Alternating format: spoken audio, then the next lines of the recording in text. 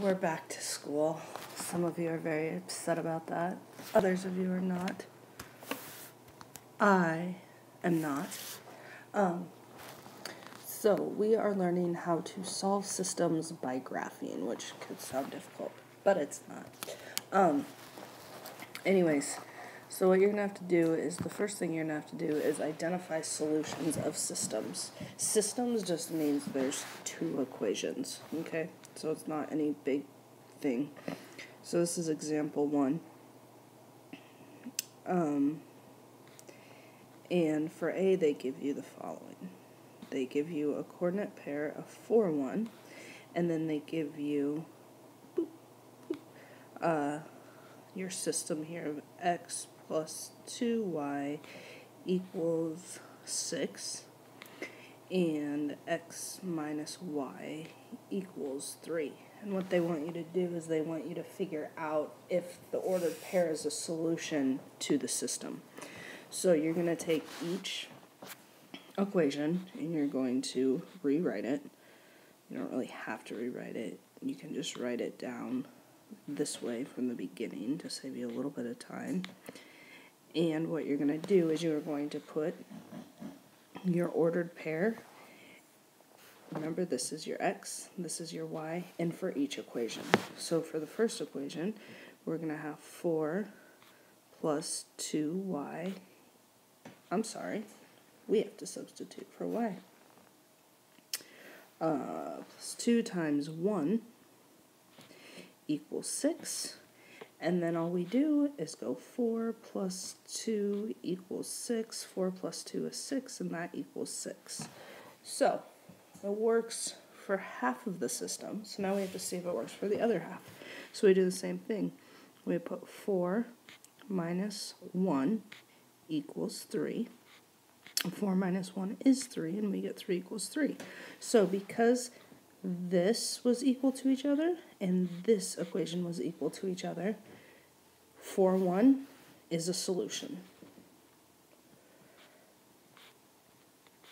So you have to substitute in for both. You can't just stop with one, because it may be a solution for one of the equations, but not both of the equations, and then you'll get the wrong answer. So for B, they give you the coordinate pair -1, 2, and they give you the system 2x plus 5y equals 8, and 3x minus 2y equals 5. So again, you write those two equations down because you need to substitute -1, 2 in for both equations and not just for one. So we have 2 times -1 plus 5 times 2, which remember we got from there, equals 8. 2 times -1 is -2 plus 10 equals 8. And when we simplify, we get positive 8 equals 8. So those are equal to each other. So now we can do the other one. 3 times -1 minus 2 times 2 equals 5. And we get -3 minus 4 equals 5. And when we simplify that, we get -7 does not equal 5. So -1, 2 is not a solution. The only time you can stop before solving both of them is if your first equation that you substitute x and y in for is not a solution. Then you don't have to do the second one because you already know it's not working out because they're not equal to each other. So the next thing we're going to do is, we are going to solve in a system of linear equations by graphing. So instead of giving you a coordinate pair this time, they are going to give you a system of equations and you have to graph them. And this is where graph paper comes in pretty handy because your graph needs to be perfect. So they just give you the system of equations y equals x minus 3 and y equals negative x minus 1. And since those are already both in y-intercept form, we don't have to do anything before we graph. So, we start with y equals x minus 3. Remember, this is the first point, so we make a mark at negative 3. And then this says 1 over 1, and it's positive, so we go up into the right 1, and we do that as many times as we need to. We can also go down into the left. We can go the opposite way. Okay? And then we draw a line. And when it's just like that, it's pretty easy to just keep drawing your line straight. That took a little bit of concentration from me. But hopefully it doesn't for you. I'm just special sometimes. The other one, negative 1 is your y-intercept, so we make that mark first. And we have negative 1 over 1, so that means we're going down and to the right, down and to the right, down and to the right. Or we could go up and to the left. Okay, and then we draw this. Okay? Where they cross is our point, is our answer. So they cross at x is 1 and y is negative 2. So above where they gave you that point, now we're finding that point, okay? So, you can then go check, just like we did above, you can use this point and put it in for both of those. So we can have y equals x minus 3. And we can have y equals negative x minus 1. And then you could put negative 2 equals 1 minus 3. And you get negative 2 equals negative 2. Or here you could have negative 2 equals negative 1 minus 1. And negative 2 equals negative 2. And since you can use that coordinate pair in these two equations, and they're both come out equal, you know you got the right answer. The next problem we got, there we go, is example B, and they give you the system x plus y equals 0, and y equals negative half x plus 1.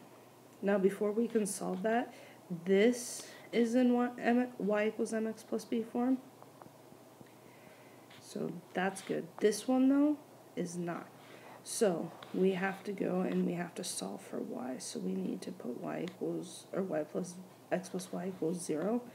And we have to move x to the other side. So it's in the form of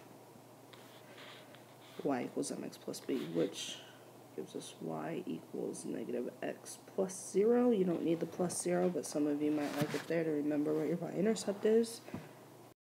So now that we have both in y-intercept forms, we can graph those. And we will graph y equals negative x plus 0 first. This is our y-intercept. We're going to say there's a 1 over 1 right here, and it's negative, so we fall and go to the right, or rise and go to the left.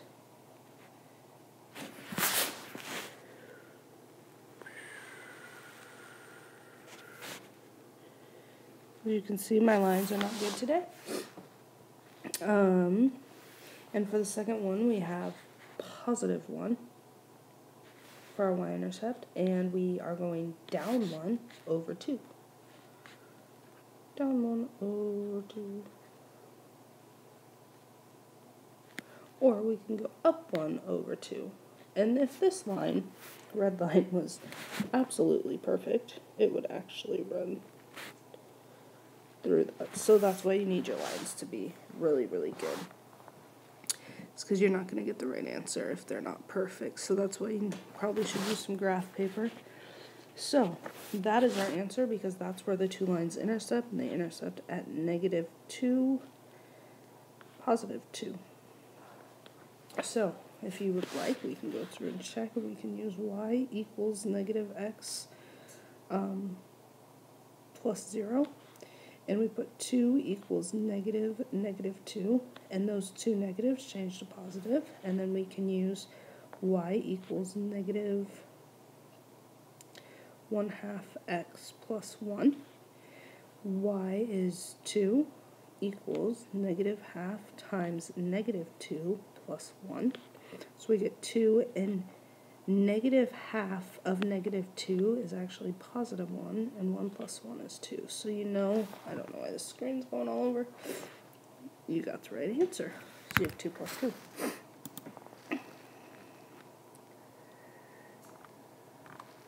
And let's see here. Alright. Okay, the last problem. Bowl-O-Rama charges $2.50 per game plus $2 for the shoe rental, and Bowling Pins, oh, that's a play on the word pins, charges $2 per game plus $4 for shoe rental. How many games will the cost to bowl be the same at both places? So first, for Bowl-O-Rama, we need to set up an equation. So y equals, it's $2.50 per game. We don't know how many games they're playing, so we're going to put an x plus $2 for shoe rental. They have to pay that $2 no matter what. And then for bowling pins, we're just going to use a p for that one. It is $2 per game. We don't know how many games they're playing, plus $4 for shoe rental that they have to pay no matter what. So what we're doing is we are just going to simply graph that on a graph, which some of you might think 2.5 remembers 2.5. Okay, so you're going up 2.5. Let's get a graph on here. Okay, so we're going to do the blue equation first. Bowl-O-Rama, or Rama, however you say that. 2 is our first mark. And then we have 2.5 over 1. So we go up 2.5 over 1. Up 2.5 over 1. Up 2.5 over 1. And then up 2.5 over 1. Okay, that's probably enough. And it doesn't go below $2 because you have to pay $2 for bowling shoes. And then we have $4. That's our y-intercept, so we make that mark. And then we go up 2, and then we put that over 1. So up 2 over 1, up 2 over 1, up 2 over 1, up 2 over 1. Oh, and look at that. We got an intersection at this point. So it is at x equals 4 and y equals 12. So the cost at both places will be the same for 4 games bowled, and the cost will be $2 or $12. So this is games, and this is cost. And there you go. You can also set those equal to each other and solve them. However, since we're learning how to graph, and I know some of you might do that because we've learned how to do that, since we're learning how to graph right now,